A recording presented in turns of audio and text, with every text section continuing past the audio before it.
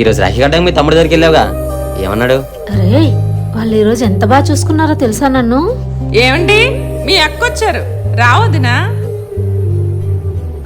రా అక్క, కూర్చో. పొద్దున్నుంచి నీ గురించే ఎదురు చూస్తున్నానమ్మా. అదేం లేదు తమ్ముడు, ఇంట్లో పనులన్నీ చూసుకుని వచ్చేసరికి ఈ టైం అయింది. అబద్ధం చెప్పినా నమ్మినట్టు ఉండాలమ్మా. ఏం జరిగిందో చెప్పారలేదు. ఏంటో ఇలా వచ్చారు? రాఖీ పండగ కదమ్మా, తమ్ముడికి రాఖీ కడదామా? రా కూర్చో అక్క. అయినా వాళ్ళ ఇంట్లో సోఫాలు అయ్యి ఉంటాయి ఏంటి? కిందే కూర్చుంటారు కదా. ఏం వదనా?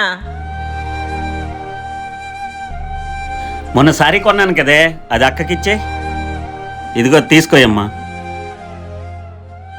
అది నువ్వు ఇంతకు ముందు కట్టిన సారీ లాగా ఉంది కదే. లేకపోతే కొత్తదిమ్మంటారా? నమ్మలేని కలలు నిలిచే కనుల ముందే నీకు ఎన్నిసార్లు చెప్పినా తమ్ముడు అనుకుని పరిగెట్టుకుంటూ